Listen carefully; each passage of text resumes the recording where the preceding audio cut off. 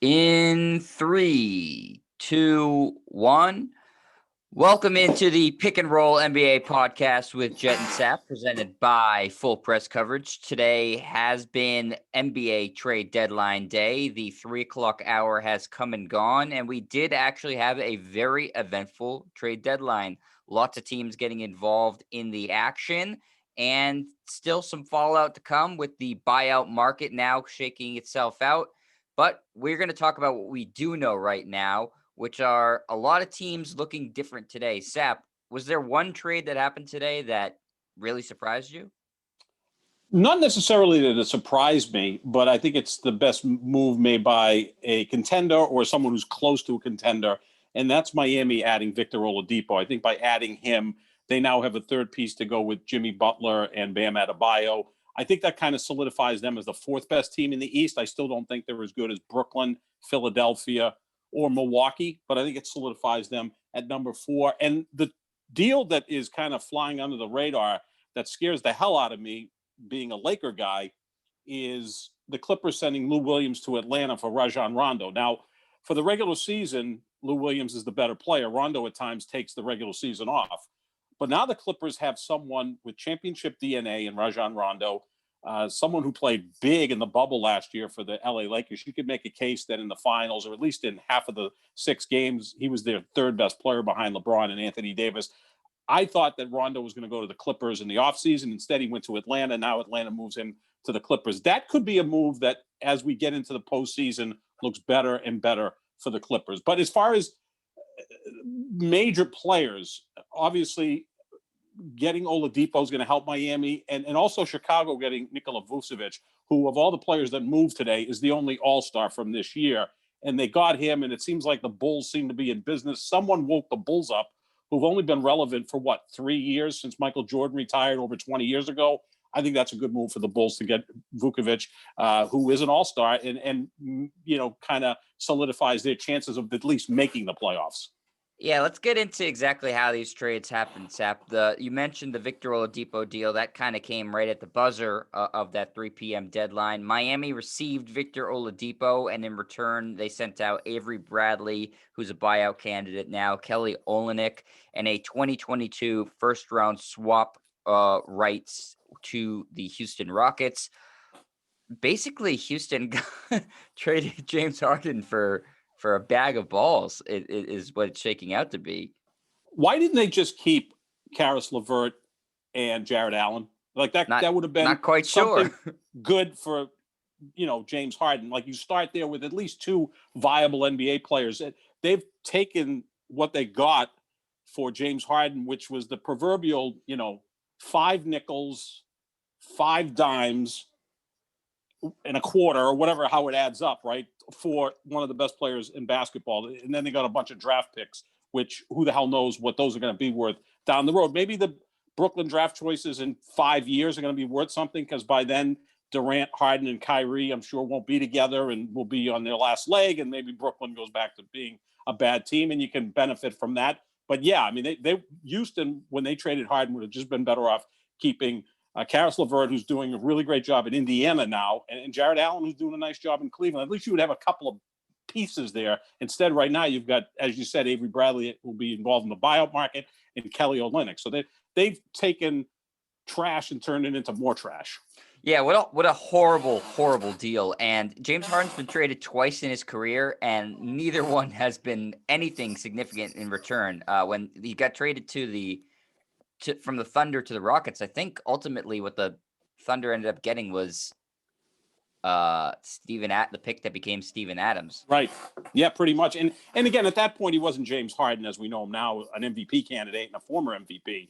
When Houston traded him, they should have got a haul. I mean, you don't trade a player that caliber, who's still only 31 years old, who still has 5-6 really good years left, and get nothing in return. No, they really screwed up massively. Up. Massively. I mean, that's going to cost people jobs. It should cost people jobs. It's an awful return, and today it looks even worse as Oladipo was the centerpiece of that trade. He hasn't been fantastic this year, but he certainly helps Miami. He's a defensive-minded player.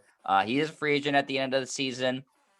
I think Miami has interest in bringing him back, especially if he fits well. This is basically no lose scenario for them. They gave up pieces that weren't particularly valuable to them Avery Bradley and Kelly Olynyk are nice, but now they get like a free tryout period for Victor Oladipo.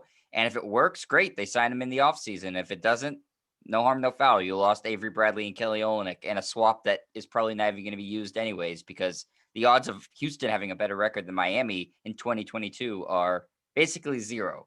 So that I don't know what that reverts to. Probably a second round pick if you don't end up swapping it. But yeah, I'd say A+ from Miami, no risk, and Houston just continues to be probably the worst. And they've changed it from a team that was perennial title contenders to one of the worst run teams in the NBA in very short order. They'll be irrelevant for a while. So we think that Oladipo is the second best player that was traded today, Vukovic being the best player. Yeah, We probably. can agree on that. I mean, he's a guy who's averaging 24 and 12 this year as an all-star. Depends on what you think of Aaron Gordon versus Victor Oladipo, I guess. But I would yeah, probably take Oladipo. You could certainly make that argument. But again, the caveat with Oladipo is he's a free agent at the end of the season, so that's why ultimately they didn't have to give up an insane amount to get him. But still, I mean, I'd say other teams should be kicking themselves that they didn't offer a comparable package. The Celtics being one of them. Miami also made another move, under the radar move that I think looks good for them. They dealt with the Kings. They traded Mo Harkless and Chris Silva. Again, two pieces they're not really using. And they get Nemanja Bjelica. I believe that's the correct pronunciation. A good stretch big that a lot of teams wanted. They got him for, again, virtually nothing. He'll be in their playoff rotation. He can knock down threes. He can play defense. Perfect for Miami. So they get two impact players and give up very little. I mean, the Bjelica will step right into the Olynyk role. He might even be a little bit better than Olynyk. So really, they got Oladipo and Bjelica and traded pieces that they don't need. I also like what Denver and Portland did, and we talked about this on an earlier podcast, Jet, that Denver and Portland, you know, they're just on the outside looking in of maybe being among the elite out west. And a thing that both teams need is some sort of wing scorer, defender, athlete, whatever it may be. Denver getting Aaron Gordon, I think, is a good move for them, and Portland getting Norman Powell is also a good move for them. So I think that those two teams saw needs and went after it. Sure. So let's get into the specifics of those deals, Sap. For the Portland deal, they got Norman Powell, who we talked about yesterday, is going to be a free agent, is having the best year of his career, averaging just under 20 points a game, provides shooting and defense and a toughness. They traded out to Toronto. They traded Rodney Hood, who's a decent 3-and-D guy, and Gary Trent Jr., who's a young player with upside, good 3-point shooter. His dad obviously played in the NBA for a while, has hit some big shots in his short NBA career. Powell is obviously the best of those three guys, depending on if you think Gary Trent Jr. can develop into a Norman Powell type. Portland certainly gets better today.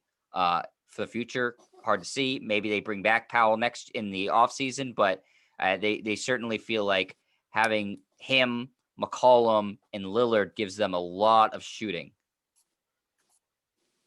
Without question. Yeah, without question. And they need someone who's an athlete on the wing. You know, he's a versatile player. So I think that's an upgrade for them for sure. Portland, again, is one of those teams that's, you know, in the 4, 5, 6 range right now. So they're trying to improve to at least stay within that 4, 5, 6 range so they can avoid that play-in tournament or whatever you want to call it, which is very dangerous. You want to stay out of that. So good move for Portland. Right. And you mentioned Denver was the other team in the West that's in a similar sort of spot. They made the big move to get Aaron Gordon from the Orlando Magic, who blew up their entire team today. So Aaron Gordon and Gary Clark head to Denver. In return, Denver sends the Magic Gary Harris, RJ Hampton, who's a young player with potential, and a 2025 protected first-round pick. So Orlando basically gets a veteran, a guy that they're taking a flyer on with some upside, and a pick that will probably be in the early to mid 20s. 2025 is still a ways away, so who the hell knows? But it's protected. And so, yeah, I'd say Denver, they get more athletic, they get more versatile, and they get another playmaker on a team that that already has probably one of the best playmakers in all of basketball in Nikola Jokic. So certainly a good move for Denver. Gary Harris is having one of the worst years of his career. RJ Hampton's having trouble cracking the rotation because they're a good team and they don't want to play a guy who's not really ready to go yet. So I don't see any huge drawback for the Nuggets in this trade. And we talked about this the other day, Sap. Aaron Gordon's got another couple of years on his deal, so it's not like they're just renting him. Right, and we'll see his play probably go up a step or two because he's now playing on a contending team, something he's never done. So maybe that shakes him up to get him to play better, and also playing with Nikola Jokic, he makes those around him better, right? Because he's such an elite passer, and Jamal Murray's such an outstanding player. So that's a good place for Aaron Gordon to go. And they also added JaVale McGee, who can offer, 12 to 14 minutes as a backup center, a guy with championship DNA, won one or two titles in Golden State, won one with the Lakers. Yep. Not that he played a huge role on those teams, but he was a contributor. He was a contributor to the Lakers last year, Golden State before that. I remember when Cleveland played Golden State in the finals in 2018. He had some good moments there. So that's another nice. Wasn't just an end of the bench guy. He played. No, I still don't know why the Lakers let him go after last season. I think they would like to get him back, but they weren't able to pull that off.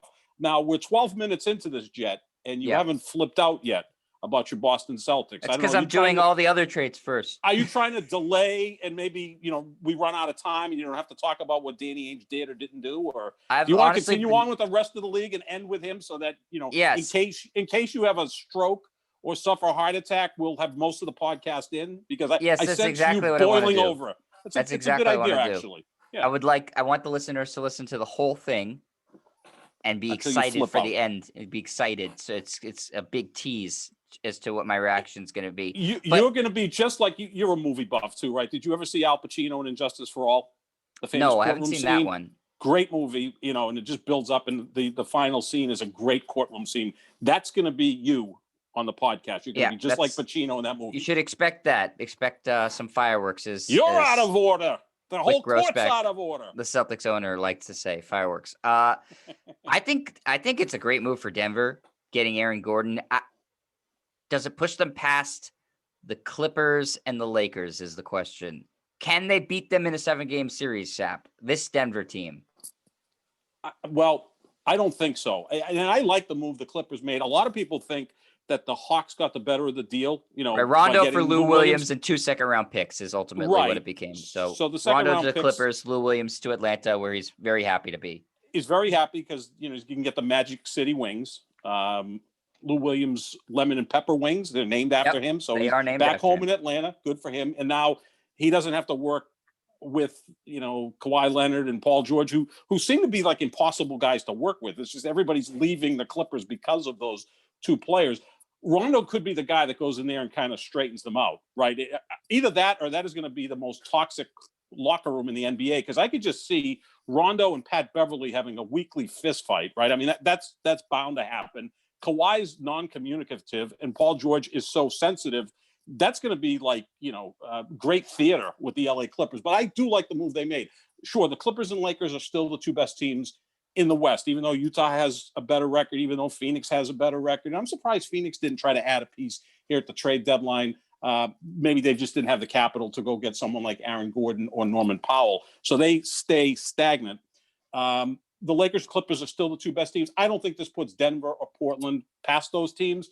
And because the Lakers didn't make any moves at the trade deadline, I think that's a really good sign for those of us, like Laker fans. I'm wearing my purple today. Right, that LeBron James is going to be fine and Anthony Davis is going to be fine. I never had any doubts about either of those things, Sap. As I told you earlier in the week, an ankle sprain is not a serious injury. Not LeBron, but you have to be concerned with Anthony Davis. He has a history of injuries, but I think they're just milking it as long as they can so that there's more in the tank for the postseason. You said that a month ago when he went out. You said let him sit until the last 5 to 10 games and then get him ready for the postseason. Why not? He's expected to be back in a couple weeks. Well, now without LeBron, you don't want to fall too far back. I don't want to see the Lakers in the 7 or 8 slot, because I learned today that 7, 8, 9, 10 is even more crazy than I thought.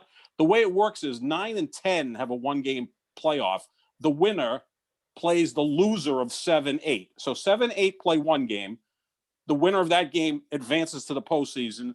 The loser of that game plays the winner of 9 and 10 for the other playoff spot. That's like really crazy, and that's playing with fire. You want to avoid that at all costs because if you're the 9 seed, you lose one game, you're out. Yeah. That's not a good position to be in. So I think that's a sign that LeBron and Anthony Davis are going to be just fine. But again, Portland and Denver, they're right there, but there really weren't enough high-level players to put them over the top, right? Right. I look at those as moves to beat Utah and Phoenix and get out of the first round, as opposed to moves to beat LA and LA.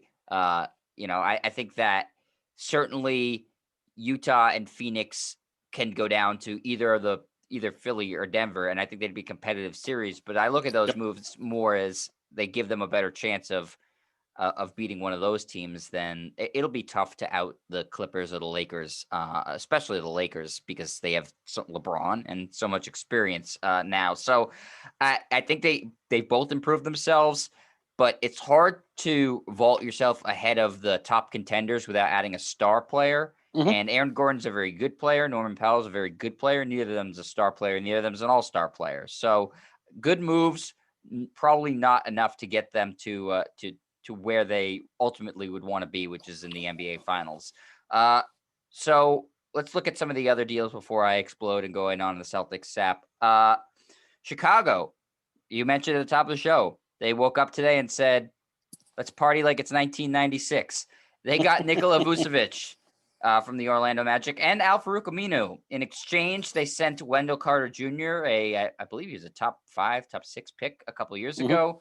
Otto Porter Jr., a buyout candidate, and also a former top 3 pick. A 2021 first-round pick and a 2023 first-round pick to Orlando.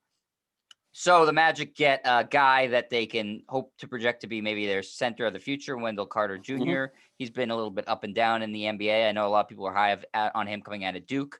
Otto Porter, again, was probably going to be bought out.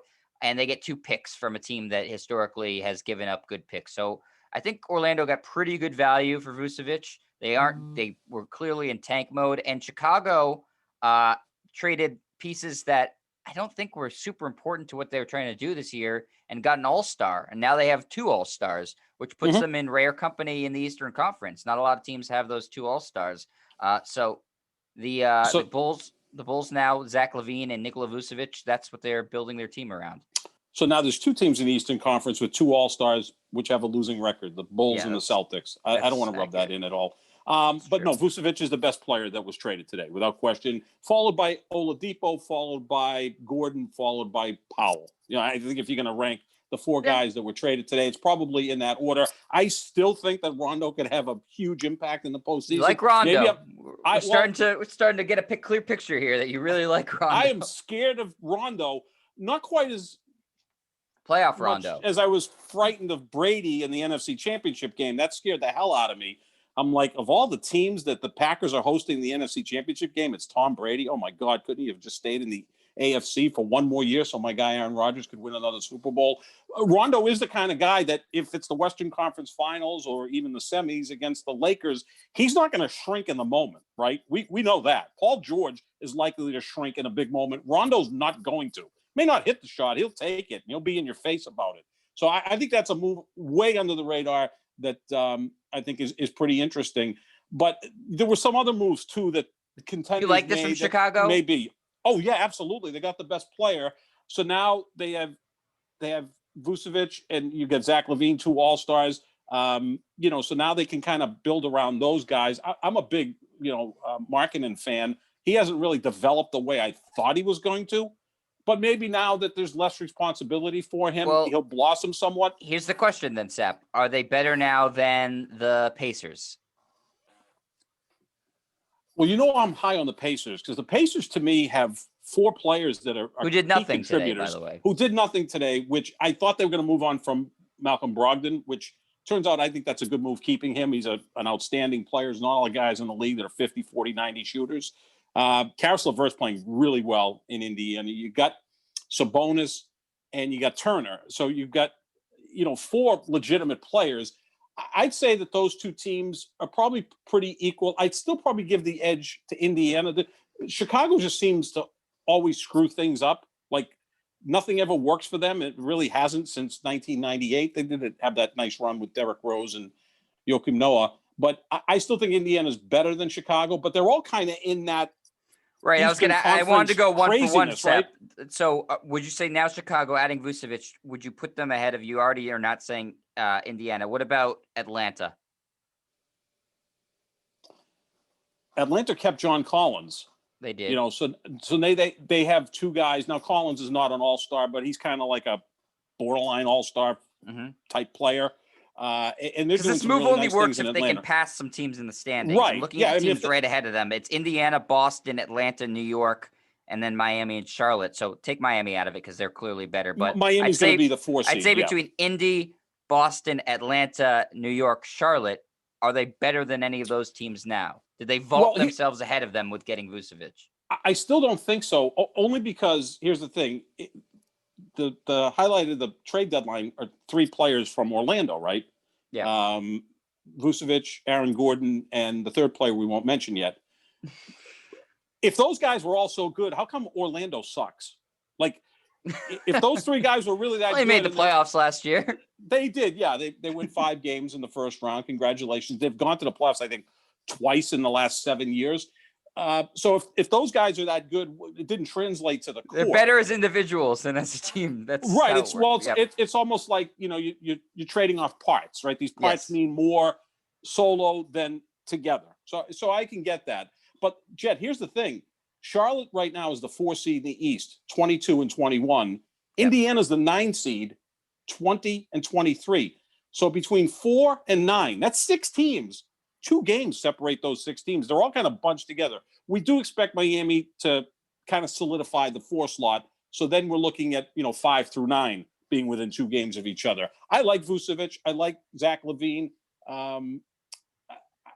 Look, if Vucevic plays at the level he's played so far this year, which is the best year of his career, they certainly are in play there for, say, the 5-6 seed with the likes of the Celtics and Atlanta and Indiana and, Charlotte still playing pretty good ball, though losing LaMelo Ball really hurts them. If they had LaMelo Ball, I think they'd be looking at, being a solid 5-6 seed. So, but Chicago at least made a move, right? If you're a Chicago Bulls fan today, you're probably happy because you got the best player that was available on the trade market. So it's a step in the right direction for the Bulls.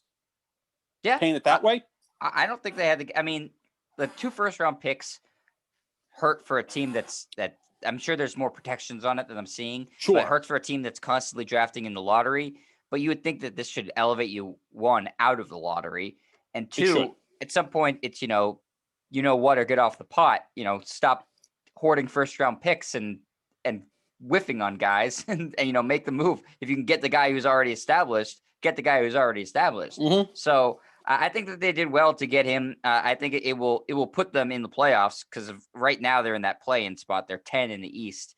If I had to guess of the teams that are in right now, it looks like I would guess Charlotte and the Knicks probably fall out of the teams that are in that could fall out. Just because of the injury to LaMelo Ball. And I don't know, the Knicks have been, sort of playing above themselves for the entire season. But the Knicks could be in on the buyout market for Andre Drummond. That's one of the rumors out there that the 2 places. Which, by the way, I don't go, understand why he would go there. Maybe he's not interested in winning a ring. Maybe he's interested in playing 25, 30 minutes a night, building up his value to get another contract. Or the Knicks have $50 million in cap room in the offseason, and maybe they sign him to a contract, which I think might be a mistake. I don't think he really fits into today's NBA, although anybody that can average 18 and 14, you got to find a home from somewhere. But the rumor is the Knicks or the Lakers are the 2 leaders to get Drummond once he's part of the buyout market. I think the Lakers will end up with him if he's serious about winning a championship, and he'd be a nice piece for them. But, the East right now, because now you look at Toronto, which sold off some pieces but didn't trade Kyle Lowry. I don't think they're going to be able to jump into the playoff fray. I mean, the message is we're rebuilding, and then you still hold on to your best player who's going to be a free agent at the end of the year. Yeah, what do you make of that? Surprised me. That surprised me. I thought that, they'd be able to work out a deal with Philadelphia. But then when I saw Philadelphia get George Hill, Philadelphia was just trying to add a piece just in case they weren't able to get Kyle Lowry. They didn't get Kyle Lowry, so now George Hill gives them some depth at the guard position. He's a fine player. Just don't expect him to hit 2 free throws with 4 seconds left in game 1 of the finals to win it. He'll hit one and miss the second one.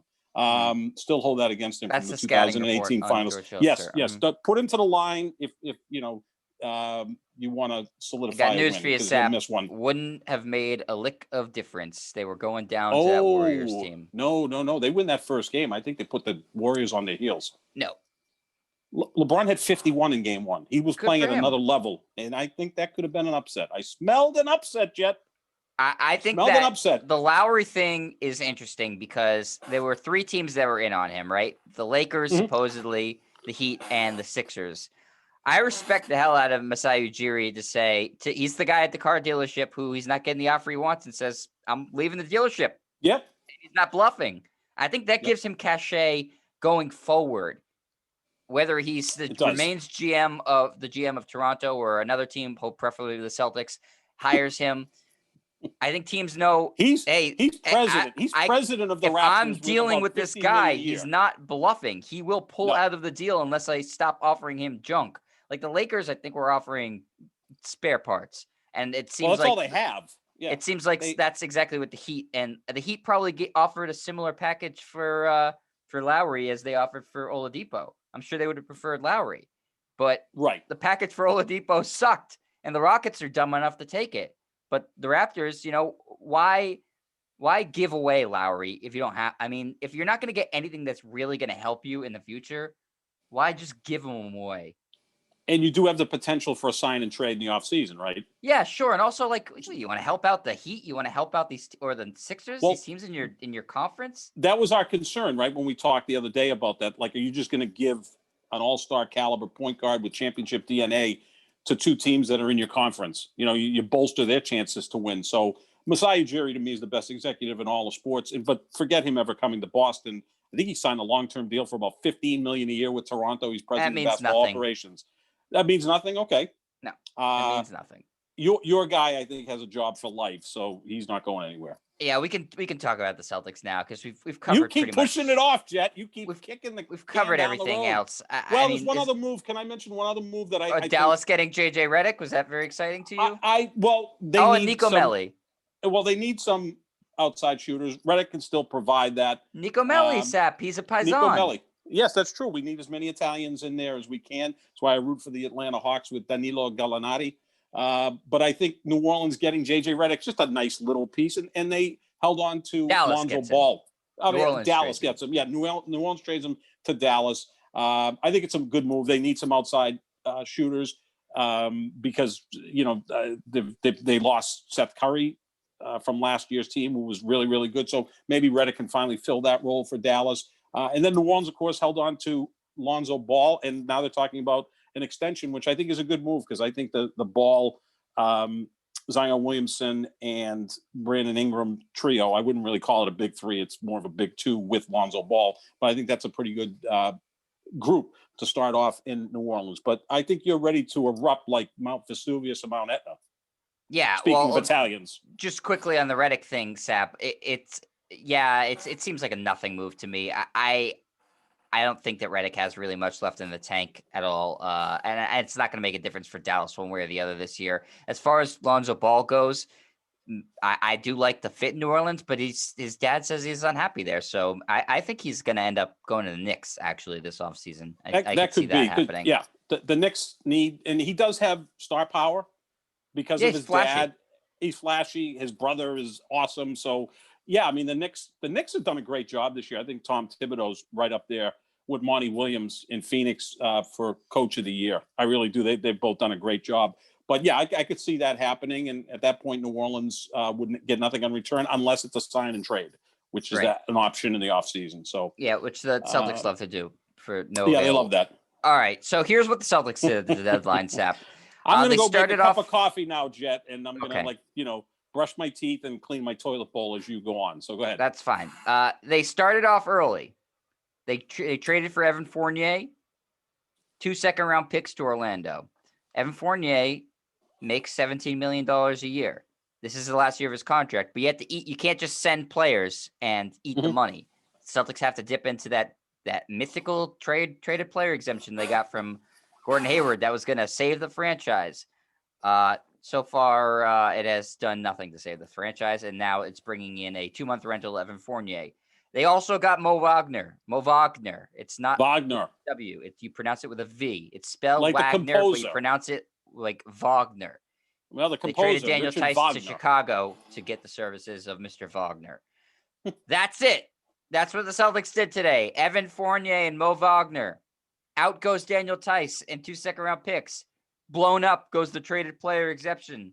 You get a guy in Evan Fournier who can score, can't play any defense. Do you know how many points the Celtics gave up in the first half to the Milwaukee Bucks last night, Sap? 70. 70 points. 70 points in the first half to the Milwaukee Bucks. They played better in the second half. They only gave up 51 in the second half. Does Evan Fournier help with them not giving up 70 points and a half? No, he does not. Not at all. Mo Wagner in, Daniel Tice out. Trading Tice, that's fine. Getting Mo Wagner here? Why? What's the purpose of that? You're getting a worse version of Tice just to save a little bit of money, get under the cap. Here's the problem, Sap. This team is directionless. Absolutely lost at sea, directionless. They have no plan. I've said this before. Once the Kyrie Irving thing happened and he left and you couldn't get Anthony Davis here, that was the plan. It got blown up. Ainge had no plan B. He still has no plan B. The only thing the Celtics are hoping for is that Tatum and Brown keep getting better to the point where they both become top 5 players in the league, and suddenly the Celtics become the best team in the league because they have 2 top 5 players. It's not going to happen. No, but that's their whole philosophy now is a wing and a prayer, hoping that their 2 young guys develop into 2 of the best players in the league. That's not a way to build a team. Danny Ainge has had opportunities to, in the past, make supplemental moves like this Evan Fournier trade and vault the Celtics into contention. This wasn't the year to make a supplemental move. This was the year to make a big move. The Celtics can't be the mid-2000s Atlanta Hawks, adrift at sea, competing for the 7, 8, 6, 5 seed. They're in NBA no man's land. They have no future picks from other teams that are going to be bad. They only have their own. They have 2 guys who are all-stars, but not superstars. And they have a GM who's doing nothing about it and has absolutely no plan. And this grand idea of this traded player exemption being a mechanism to get in a star player, you're eating over half of it to bring in a guy who's going to be here for 2 months and then be a free agent. You're not getting any further in the NBA playoffs this year because you added Evan Fournier. You're still going to lose in the first round. So why do it? I just don't understand anything they're doing right now. I don't understand anything Danny Ainge is doing. He not only seems asleep at the wheel, he seems completely derelict of his duty. And I think that the Celtics, if the ownership actually gives 2 shits about winning, needs to clean freaking house. New coach, new front office. I don't want to see Mike Zarin in there. He's part of this front office. New mindset, some sort of strategy to get the team back into contention, Sep. Not this. They're treading water at the bottom of the playoff race. Why did he make this move when he's not made a trade deadline move since 2015, when he had teams that actually went to the Eastern Conference Finals, right, in 17, 18, and 20? He didn't make a move at the trade deadline last year. He didn't make it in 2018 or in 2017 when he had better teams than this team. He never made a move to try to put them over the top. If they had made a trade deadline move last year, there's a chance they could have beat the Miami Heat in the Eastern Conference Finals. I don't think 100%. They would have beaten. I don't think they would have beat the Lakers in the finals, but you know what? Getting to the finals is better than getting to the conference finals. I truly believe that.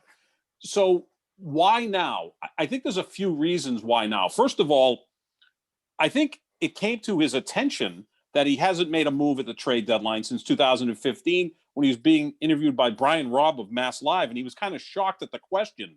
So maybe a bell went off in his head, said, well, I'm going to have to make a move at the trade deadline. Did ownership put some pressure on Danny Ainge and say, we've got to do something? We got to show our 2 young stars, Jason Tatum and Jaylen Brown, that we're trying to get better here, that they need some help and we're going to provide some help. And Fournier is not a star, but he is a nearly 20-point per game scorer who's shooting close to 40% from three. The other thing is, if you're seeing the ratings on Celtics games, they're They're down bad. 33% from last year. I don't think Evan Fournier is going to move the needle, but if they start to play a little bit better, maybe that helps. Maybe their business partners put some pressure on them to say, this is what we have. We've got two young stars, as you said perfectly, Jet, stars, not superstars. One who oftentimes doesn't seem engaged in Jason Tatum. His mind seems to be elsewhere from time to time. And this is what you bring in as Evan Fournier. But I guess it's better than nothing. But my question is, why didn't he do this in the years leading up to this to maybe put a team that got to the conference finals over the top even one of those years? I don't think he's arrogant. Because he's arrogant, Sap. He has to win the trade 99-1. He can't just go ahead and make a trade to make his team better, because God forbid he makes the other team better as well. It's not just that. He can't deal with that. It's the unwillingness to part with picks because he thinks he's going to nail every single one of them. Because that's how he's viewed these picks is, I'm so smart. I am going to nail all these picks. Everybody is going to look like a freaking idiot. I'm going to build a super team through the draft. And he's botched so many of them. The value of picks is he just has never understood the value of picks. He's hoarding them like they're gold when they're really supplemental pieces to get a trade done. He's nixed deals because he had to add in some extra picks that ended up being players the Celtics don't even use or are quickly out of the league. It's so frustrating to me that ownership continues to only give this guy support, and Celtics fans largely say, well, look at that Brooklyn trade and look at that KG trade. Listen, the Kyrie Irving, Anthony Davis plan was a good plan. It almost worked. You couldn't really account for Kyrie being such a flake, I guess, at the end of the day. He blew it up. And that's part of the reason why he's my least favorite basketball player in the NBA, because he really damaged the Celtics.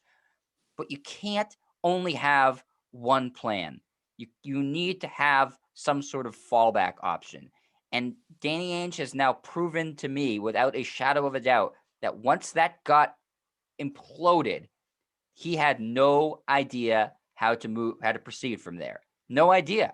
And whether it be shaking it up and trading, Brown or Tatum, or even making supplemental moves in the past few years, he hasn't been willing to admit any mistakes that he's made, and he's made a lot of them. And Celtics fans need to hold him more accountable. And more importantly than that, Wyc Grousbeck and the rest of the owners of the Celtics need to hold him far more accountable. The Celtics shouldn't be a team that are a middling Eastern Conference team over and over again. And that's exactly where they are right now.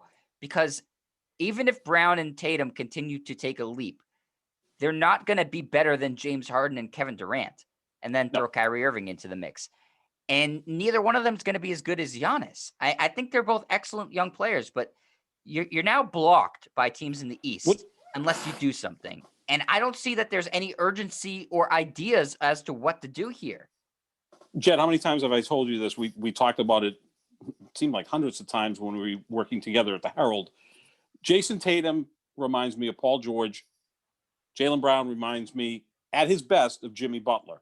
Can Paul George and Jimmy Butler on their own win an NBA championship? No. So I think that's the ceiling for those two players. Those guys are multiple-time All-Stars. Those are really, really good players, but they're not at the level of LeBron and Durant and Harden and Steph Curry and Kawhi Leonard. Those are your super duper stars. But Celtics fans have deluded themselves into thinking that, and Danny Ainge has fed that line to the media and to probably to ownership too.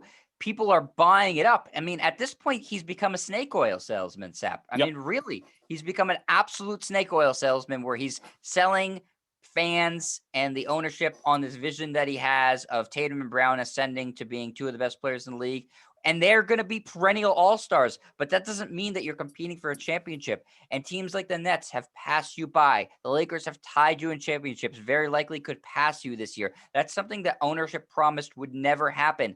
And they're not doing anything to say, hey, this isn't a direction we like to be going in. The Celtics are trending in a downward direction right now, Sap. The top of the East has gotten better, and the Celtics are now blocked from trying to go to where they want to be, which is the NBA championship, unless they make some drastic moves. And I'm not just talking drastic roster moves. I'm talking drastic shakeup of the entire organization. This coach isn't working anymore. The vision of the GM has come and gone. He's other teams don't want to deal with him. He's not somebody that is willing to take big swings anymore. And they need somebody who's in and who's hungry and who has a plan. There's no plan. And this trade deadline was a perfect example of how there's absolutely no plan. They made a move today, Sap, just to make a move. And that's no way to run a team. No way to run a team. No, because now people will tune in for the next few games. Who is this guy, Evan Fournier? And I'm sure Ainge is praying to death that the guy scores 25, 30 points in his first game and they pull an upset at Milwaukee and he can take a sigh of relief and maybe the ratings go up a little bit. But let's talk about the mismanagement of this roster. And we've talked about this oftentimes, Jet. Just look at Daniel Theis, okay? 3 years ago, the 2018-2019 season, that was Kyrie's last season here. Daniel Theis was the 10th player on that team, right? They had 9 players better than Daniel Theis. He averaged 12, 13 minutes a game. He was a nice 10th guy, right? Right. Now, this year, he's averaging close to 24 minutes, takes the last shot, a potential game-winning shot against the Milwaukee Bucks last night. I don't even know what he's doing on the floor in that situation. He misses a pretty wide-open three. He's averaging 24 minutes a night. So from 3 years ago, he was averaging 12 minutes. Now he's averaging 24. That shows you how bereft of talent this roster is right now. You know, gone Kyrie Irving, gone Gordon Hayward, gone Al Horford, Marcus Morris, Terry Rozier, you know, players that were really, really good. And you got nothing back in return. You got a trade exception for Gordon Hayward and you used it on Evan Fournier. Now, unless they're going to sign Fournier in the offseason, long term, you know, you gave up whatever you gave up today, which is 2 second-round picks, which means nothing. But is Fournier going to move the needle? Shouldn't Fournier be like your 5th or 6th best player on a championship team, not your 3rd best player? And then the free agent signing of Kemba Walker has been a disaster because, quite frankly, he's not healthy. Now, you didn't know that when you signed him, although, you know, if you look at actuaries, 5'11" point guards, once they reach around 30, generally aren't very good after that. So no, it was a desperation signing. They lost Kyrie and it was reactionary. Instead of just saying, we lost Kyrie, let's, you know, take a breath here. It's like, okay, we got a nicer guy version of Kyrie, which is all well and good, except that in terms of talent, they're not even close. I mean, Kyrie Irving is a future Hall of Famer. He's, you know, one of the 5 most unstoppable guys in the NBA when he's attending the game and got his head into it. Kemba Walker's a really nice player, you know, multiple-time All-Star, but he's not Kyrie Irving. So the roster mismanagement, to me, is the biggest issue with this team. And you're right. Overrating Jason Tatum and Jaylen Brown is at the crux of this because you're putting a lot of pressure on 2 young kids. And I think they're kind of falling under the weight of that pressure. Last year, at least you had Gordon Hayward to take a little pressure off them, right? Kemba was healthy last year.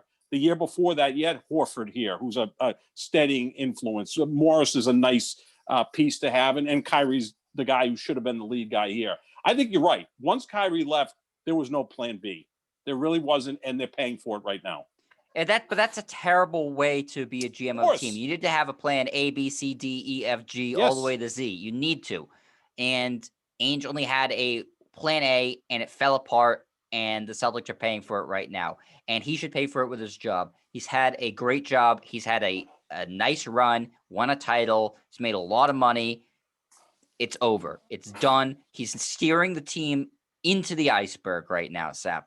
That's what's happening. You can't. This is such a perfect example of where they are. You made a move today just to make a move. That's something that shitty franchises do. To say, hey, we did something. We made a move today. It's a pathetic facade of trying to say we're a team that's attempting to win a championship. And if you have a shred of intelligence as a fan, you should see right through it. The Chicago Bulls have been irrelevant since 1998. Again, outside of about a 3-year stretch with Derrick Rose and Joakim Noah and Jimmy Butler came later on. They made, I think, a really good move today by getting the best player that was available in the trade market in Nikola Vucevic. That's a good move. Other teams made somewhat impact moves. Miami, who right now is kind of in the same spot with you in the middle of the Eastern Conference playoff standings, went out and got the second best player in Victor Oladipo. And then Denver and Portland, teams that are in much better shape than you are right now, actually got nice pieces in Norman Powell and Aaron Gordon. So those teams stepped up big time. And the Celtics got Evan Fournier, who, again, if he's your fifth or sixth or seventh best player, now you're okay. They're going to be relying on him mightily to take some pressure off of Tatum and Brown. It's not about Fournier, the player, too, because he's a fine player. Like you said, he's averaging almost 20 points a game. He's a good shooter. He can do stuff. It's about the lie that was fed to the fans in the media about this traded player exemption being a mechanism to get another star player in here. And that, oh, no, it's better that we didn't trade Gordon Hayward to Indiana for Miles Turner and Doug McDermott because this trade exemption's better. We prefer to have this, because it will get us somebody who's better than those guys. That was a lie at the time, and it's proven now to 100% have been a lie, because Evan Fournier is not better than Miles Turner and Doug McDermott. He's better than Doug McDermott. He's not better than Miles Turner, and he's certainly not better than adding both of those guys to the team. So ultimately, you lost Gordon Hayward, and you're getting 2 months of Evan Fournier. That's the equation, and Celtics fans need to wake up to the fact that that's Danny Ainge's fault, and he's done a bad job here. He hasn't done an okay job. He's done a bad job. He's let this roster get really bad. He's let the coach wear out his welcome here, and he's steering this team towards the last place you want to be in the NBA, which is not bad enough to get a top pick, not nearly good enough to compete. It's the worst place you can possibly be. I need to have Danny Ainge and Wyc Grousbeck on an interview with Truth Serum saying, what is the goal? Is the goal to win a championship, or is the goal to look like you're trying to win for a championship? Because those are not the same thing. Trying to compete for a championship is different than pretending you're competing for a championship right now. The Celtics are pretending to compete for a championship right now by trying to sell you a spoonful of lies. The TPE is going to get us a star player. Tatum and Brown are going to be top 5 players in the league. It's just it's stuff that is, and the stuff that's gone on the past couple trade deadlines. We were really close to getting Kawhi Leonard. Mm-hmm. We were really close to getting Paul George. It was just costing too much. The Celtics front office lies to the fans all the time. The owner goes ahead with it. It's a problem from the top down. This team is in terrible shape right now. It's so weird to say that of a team that has 2 young all-star players. They're in bad shape. They need to do something desperately now to fix it. They can't rely on whatever Danny Ainge is doing. He's treading water and collecting paychecks. Well, nothing's going to happen until the offseason, and I doubt Danny Ainge gets let go by the Celtics. He's been here 18 years. I think he has a job for life. It's like a Supreme Court justice or a U.S. senator. I think that's the case, and I think Brad Stevens is right with him. Wyc Grousbeck is incredibly comfortable with Danny Ainge and Brad Stevens, and they had somewhat of a nice run, but you can't sell to the fans. We've gone to the Eastern Conference Finals 3 of the last 4 years. This is a franchise with 17 championships. You can't sell that to the fans. Meanwhile, look what the Patriots have done, right? They had a down season last year, actually more than a down season, because they went 7-9, and the quarterback that you let walk went to Tampa and won a Super Bowl. 2020 into 2021 was a kick in the nuts for the New England Patriots. What does Bill Belichick do in the offseason? Spends money, brings in a lot of talent. The owner's signing checks to bring in these talented players. Now they got to fix the quarterback situation. But if you're a Patriots fan, you go, okay, Bill Belichick and Robert Kraft, they're invested here. They're going to try to build a winner again. Whereas with the Celtics, it's like la-di-da, la-di-da. If we win one round of the playoffs, that's an accomplishment. That's not good enough for the Celtics. This is supposed to be a high-level franchise. Yeah, it's not. And they need to pick a direction now. They need to pick a direction of, are we going to compete for a championship, or are we going to bottom out? Because this is terrible. This is not where you want to be. So whether they want to completely start from scratch, bring in a new GM, trade the Jays, get a bunch of picks, it sounds crazy to say, but it's better than this. Or if they want to bundle all their picks, add Smart, the young guys, try to get another all-star and see if you can have 3 all-stars, because Kemba Walker's not an all-star anymore. No. Nope. And see if you can roll from there. But this treading water is the worst thing they can do. And this sort of deadline, to me, it's almost worse than doing nothing. Because you've now torpedoed that TPE, which maybe you weren't going to end up using it anyways, but to at least keep some hope alive in the offseason that you'd be able to swing something interesting. Now they have 11 of it left. They've eaten 17 of it on a guy that I don't think they're going to resign. So he's here for 2 months, and I'm sure he'll play well here. But the Celtics are losing in the first round. Make no doubt about it. They're losing in the first round, regardless of who they play. And Brad Stevens, I believe, will be fired right after that. And Danny Ainge should be fired right after that, too. I don't think Ainge is going to get fired for the reasons you said. The owners are too close with him. But if he does keep his job this offseason, I think you should start hearing some Dolan-esque sell the team chants in the Garden, because this is outrageous that they've gotten to this point. It's outrageous that Ainge has let it get to this. Keep an eye on the Indiana Hoosiers coaching position because they still haven't filled it yet. No. And we've been talking about Brad Stevens potentially going to Indiana if he's let go by the Celtics. Some think if he's let go by the Celtics, he'll continue to coach in the NBA. I think Indiana Hoosiers is a perfect spot for him.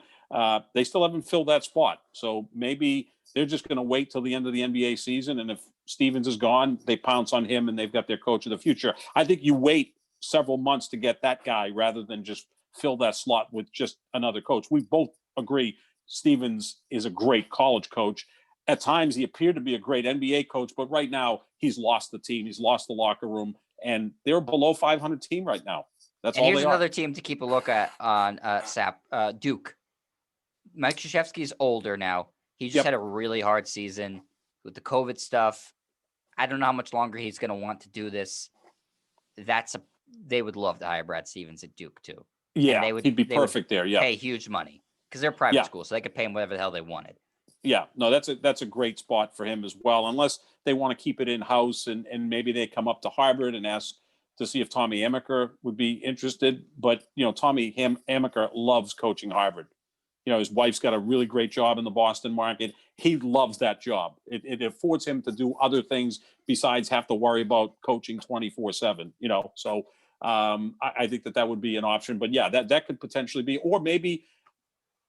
Throw a name out there. Another player, another coach who's an outstanding coach is actually another coach that I should have mentioned for potential coach of the year. Quinn Snyder played at Duke, but I think Quinn Snyder's really established himself as a top tier NBA coach, and Utah's, probably one really good player away from being a title team, even though they have the best record in the league right now. But it's going to be interesting to see what happens with the Celtics. Again, Ainge has been here 18 years, only 3 years longer than Bill Belichick.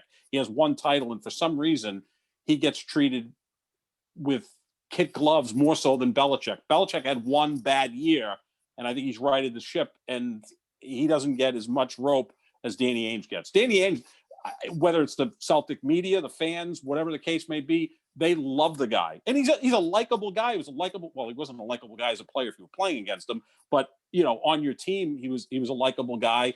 He's good with the media. I also want to bring this up, Jet, and I know we're kind of pressed for time, but Danny Ainge suffered his second heart attack 2 years ago when the Celtics were playing Milwaukee in the postseason.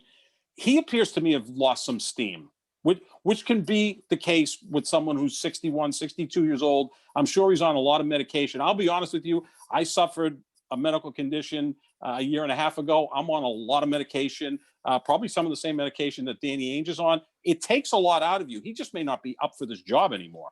I don't think he works the phones like he used to. I think there's been a lot of deals that have fallen by the wayside that you go, man, why did the Celtics make that deal? Because I don't think they're as active anymore.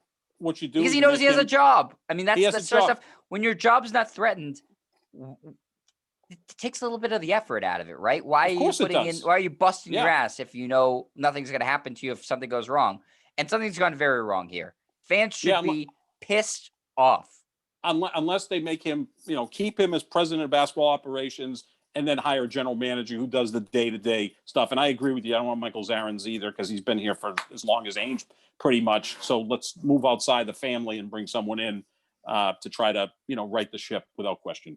Yeah, so I'd say bad trade deadline for the Celtics. Just because it's indicative of the direction they're heading, which is that treading water in no man's land.